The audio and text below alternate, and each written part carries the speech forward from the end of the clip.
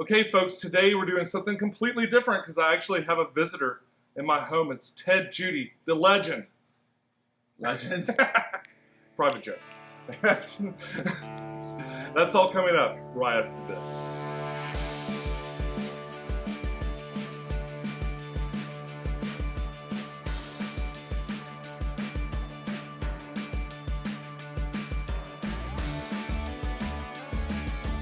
Hey, this is Rob with Grayson's Natural Aquariums, and you're about to watch the man, Pecktec, on YouTube. Stay tuned. Hey YouTube, this is Pecktec, and I'm here with Ted Judy. Ted Judy, of course, works for Custom Aquariums, and came by to do a little testimonial, which you can see Pretty soon. Pretty Probably by the time this comes out, I imagine. I usually get them done pretty quick. Yeah, this will be done like in December or sometime like that.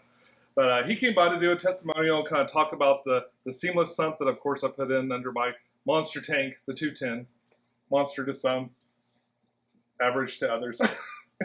Big tank. It's still a big tank. And what's funny is these tanks, to me, they don't look as big when you watch it on your phone or you watch a YouTube video. They never seem as big as they do in person. Have you found that to be true? I think scale in video and film is that way at just about everything. I mean, I think especially when you take a field of view and a camera and you only see the wall or just the tank, you don't see it in the context of everything that's around it. I think that's just kind of a factor of photography and videos in general. You shoot a lot of testimonials. You're actually traveling around quite a bit, right? Yeah, it's the best thing I can do for the company. If you have a custom aquarium or a custom cages product and you'd like me to come visit you, just give me a call. I'd be happy to be there with my camera. Make you famous. Now, you've been keeping fish for, well, I think you said since you were 8? Is that right? Yeah, I started keeping aquariums when I was about 8 years old. It was something that I started doing just kind of on my own. I didn't have any family members that got into aquariums. Just something I was interested in, and started actually breeding fish and enjoying keeping fish and reproducing them when I was about 12. And except for a few very short stints in the military, I have always had an aquarium somewhere in the house. Always had one running. I've actually set aquariums up in hotel rooms. Really? Yes, because I have to get the fish alive before I bring them home. So yeah. Okay, yeah. Well, that makes sense. And you're also a bit of a world traveler too, right? I like to travel. Traveling's a lot of fun. I just got back from Peru. I probably will not make a big, huge video series about that one either. Sorry. You know, I make videos so much for the company now. I don't know if it's a tangent, but it's become very difficult for me to keep up with the Ted's Fishing videos. So I appreciate everybody watching those videos. I'd like to say, I will say, hey, someday I'm going to really get back into it, make a whole bunch more videos. I'm very tired. Yeah. So I make videos all week long for Custom Aquariums, and the videos, testimonials and stuff, doing this stuff is kind of the fun stuff. I also make all the videos for their instruction manuals and how to set things up and how to solve problems and how to feature the new features and new products. So all I'm doing is shooting and editing video. Now, what I've noticed with aquarium products, they tend to come out and then they last for a long, long time. Like they don't. There doesn't seem to be like this need to have something absolutely like a car. Every single year is another model car. Is that the way it is? Oh, one of my favorite jokes, you'll like this. And then she said, now that I have a new aquarium, I have to get rid of the old one, right? That's right. Yeah, so it's not the matter of replacing an aquarium with a new aquarium. It's for us anyway. It's more like, well, we have 2 now. Let's get 3. Right.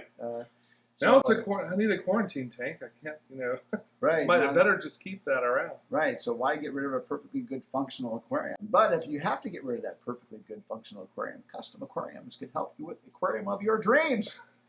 You guys make aquariums. It's mostly large aquariums. Like what's probably the smallest order that anyone ever asked for? And it asks well, for it? I'm sure they ask for much less. I get it. I get messages on Facebook. I actually technically am the social media and PR manager for Custom Aquariums. So when I'm on, if you send a message to Facebook to Custom Aquariums or Custom Cages, I'm answering it. It even says my name sometimes. Yeah. That I've had people ask me for aquariums that are only 7 inches by 7 inches by 7 inches. And my response to that is, you're not going to like the price, because when you hand build a custom aquarium, I mean, the amount of work that just goes into setting and putting the aquarium together and putting it in place and sealing it and curing it. Yes, it's much, much easier on a really small tank like that, but we still have a lot of labor in it.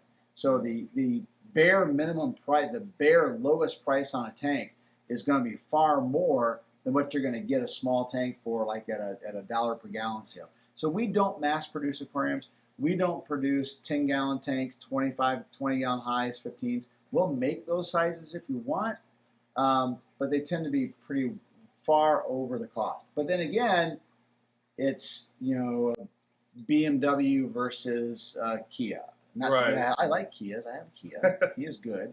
But it's a different quality of aquarium that we're producing than what you're going to get mass produced. And trust me, I've had thousands of mass produced, less expensive aquariums. They're fine. But we just produce a better product. Well, really, I think your audience for a custom aquarium is going to be the big dream tank that's configured exactly to the proportions. Maybe you've got an odd size room, but you still want a large tank, and or maybe you've got a real particular way that you'd like your filtration system to be. That's the way it was for me. I knew when I went to think about a filtration system for this, I immediately went to the seamless sump. I did an interview years ago with Custom Aquariums, and I was immediately fascinated by the seamless sump.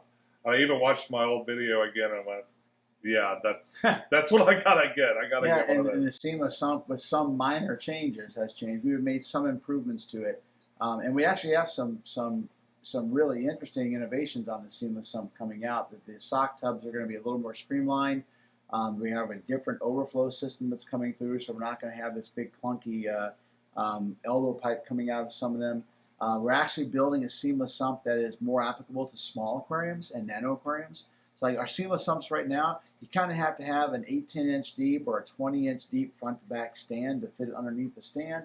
But we're soon going to have a product that you could fit them under a 13-inch stand, like under a 55-gallon tank or under a 30 long. And the volume capacity of the aquarium, of the sump, is going to be smaller as well, but it's more focused towards those smaller aquariums too. It's not that we don't want to build small aquariums. It's not that we're not going to someday build small aquariums. Right now, we're really focusing on the very large aquariums. It doesn't seem like really practical either for the consumer or for you guys as a vendor to focus on these smaller tanks. Right. It's a time value money. You know, unfortunately, whenever we build an aquarium, we have a lot of value in the time and the resources that are associated with those. There's always going to be a cost expected to that. How difficult is it to mail? And I assume you're mailing most of these aquariums out? Freight. You know, they're freight carriers. You know, they come on semi trucks or smaller delivery trucks. They come crated. You can see photos and pictures and videos on our website, you know, about our packing methods. We've had people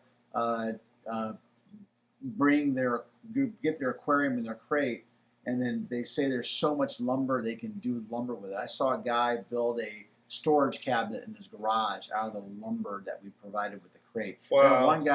One guy had a filter room behind his big huge aquarium. It was like a 350-gallon aquarium, and the filter room behind it, he decked the ceiling with the press board, with the plywood that we've created around it. He had enough plywood to actually create the ceiling in his filter room. That's incredible. Yeah. I mean, there's a lot of material that go into just keeping that thing safe for the long journey. Right. You know, and as far as like shipping, handling, Custom Aquariums has we do, if it's a $3,000 order going to the contiguous United States, and includes a tank, the shipping and handling is included. What? At under $2,000, it's actual cost. At $2,000 to $2,500, it's a flat rate $250, and at $2,500 to $3,000, it's a flat rate $125. Those numbers are really helping us offset the cost of building the crate. Huh. Yeah. Wow. Yeah, it's. I'm fascinated. I watch these guys build the structure in which the crates are shipped in, but I've also seen the results of how strong that is and the damage that is avoided because these truckers that are hauling these things around and forklifts and moving them back and forth, it's amazing the damage they do to these things. I've seen other companies, other people ship aquariums on a pallet and then shrink wrap. Just, they cable it down and then put plastic shrink wrap around it and put that on a common carrier and ship it. I just cringe because we've had aquariums returned to us completely busted to heck because someone drove a forklift through our crate and into the glass. Sometimes we think that it would be better if they could actually see what was in the crate. Right. Maybe if they could see what was in the crate, they wouldn't drive a forklift through it. But sometimes they like do. writing glass in 4-foot tall letters on the side of it, isn't enough? Do not drop. Fragile. Fragile, made in Italy. Well, and what's funny too is some of the, well, it's not funny, but what's interesting too is the damage that can come from just like strapping it down to a pallet. It could be damage that you don't see even after it's filled up for a little while. It could have just like the way it shifts, or it could get a ding or something in it that maybe wouldn't be necessarily apparent. Right. Well, you have to package these things for the shocks that are going to happen on the road and in the truck. So you have styrofoam underneath the tank. You have foam between all the things. We don't have straps actually touching the tank. We actually have foam and cardboard corner braces that actually have the straps are against too. So everything is very well protected. You go on a number of trips. You say you go to Colombia and you've been to Peru. Yeah, let's talk about the fun stuff. Yeah. So tell me about what it's like to travel. Do you collect fish when you go on these trips, or is it just? Yeah, we have. Yes, we had to do some collecting. I don't collect fish as much as I used to. I have one aquarium. We were just recently in Peru and Puerto Maldonado, which is in southeastern Peru, in the rainforest region in the Madre de Dios, state of Madre de Dios, and on the Madre de Dios river drainage. There's a really good tour company down there called Go Wild Peru that is run by Ian Fuller, Corey Guy, and Michael Barber out of Washington, D.C. area. I think I've seen him at the Big Fish Deal. Doesn't he? Yes, there? yeah, Michael lives in that area. And then Felix Mamani, who is the Peruvian that's down there helping them and with the facility. I was down there with four friends actually, including Jeff Cardwell, who a lot of people know Jeff from the hobby world. Jeff is one of my travel guys. We go lots of places together, and we're pretty efficient fish collectors. We collect a lot of fish, and we do bring them back. Now, the only fish I have coming back from this Peru trip are just a few fish to go into my one aquarium, and so I have two aquariums. Quarantine. That's right. I have especially coming out of the wild, yes, right? especially coming out of the wild. So I have a quarantine tank, and the fish I've got will go into the quarantine tank. It's going to be the most incredibly packed single quarantine tank in the world. It's only 65 gallons. I'm going to put about a dozen fish in it. Oh, wow. So, okay, they're used to it. Right now, their tank's this big. So when they get shipped up, hopefully this week, then they'll go into quarantine. I'll keep them in quarantine for about 2 months. Yeah. And then I'll put them into the larger. What species did you get? What are you into? This is for what I will call a South American semi-aggressive community aquarium, cichlid community aquarium. It's mostly cichlids, but it'll have some catfish as well. Right now, the tank has got 2 Crenocicla species, Inarita 3 or blood tear pikes, very rare pike out of Colombia. So they're not a Peruvian fish, but you know what? I'm not perfect. Yeah. So they're pike cichlids. Yeah, there's pike cichlids in Peru. Yeah. And then I also have in that tank 5 adult Mesonoda Guyanae, which from Guyana, but the flag cichlids, the festivum types, I have those in there. Oh, I love those. So the fish that I'm bringing, hopefully getting back from, and knock on wood, hopefully getting back alive and in good shape from Peru. The one I'm really excited about is a very rare fish in the hobby called Crinocara latruncularum. So you think checkerboard cichlid, and you think the true checkerboards, not Dicrosis, the real little ones. True checkerboards, they can get a little bit bigger, and the one that we see from northern Peru is punctatum or punctulatum. But latrunculatum gets bigger. The males can get about this big, and they're green. They're like emerald green and ruby red highlights in them. And Wow. and if I'll try to remember to send you the photo I have of the one male I caught. So when I go for target species, when I go to places, I like to research the kind of fish I'm going to find. And I knew that the truncularum was down there, so I want to find this fish. And we looked in places all week for this fish. All the places we went had potential of holding this fish. And Murphy's Fish Laws, on the last collecting location of the last day, we caught one male. And I spent 2 more hours in that general vicinity where we caught that male and could not find the female. So I have a single male coming back.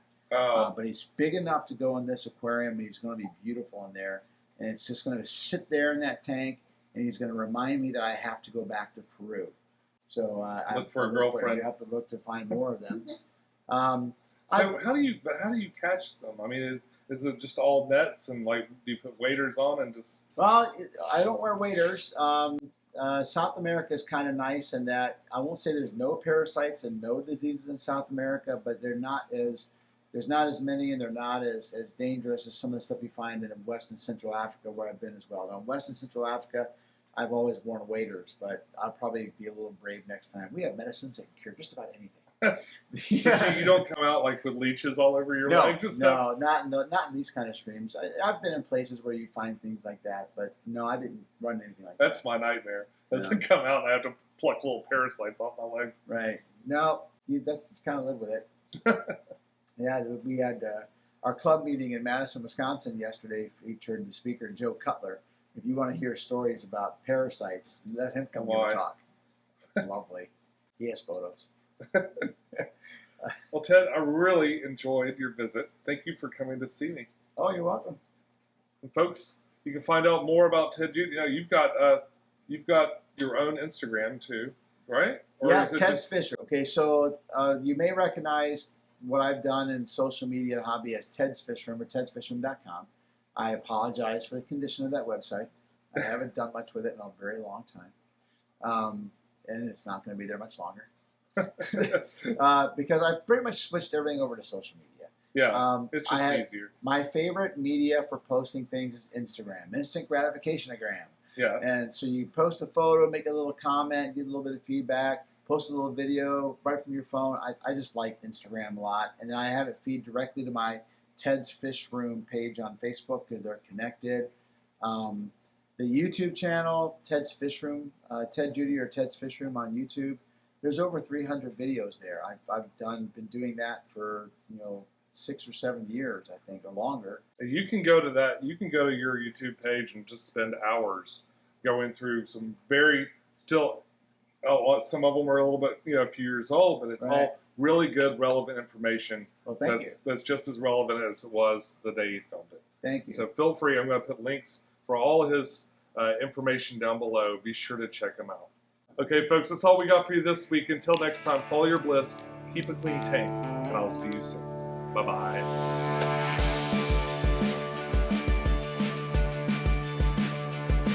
That's all we got for you this week. Until next time, follow your bliss. We just got started. Yeah, no, that feels like it's gonna end it. Part 2, Part 3. Keep a clean tank. You need content. It's all content. Well, we could sit here all night, but if you weren't on a low carb, we'd just see who could drink the most. Oh, fall over. Yeah, we're in Tennessee. You have good Tennessee trash. Get the Jack Daniels. Oh, Bring forth the Jack.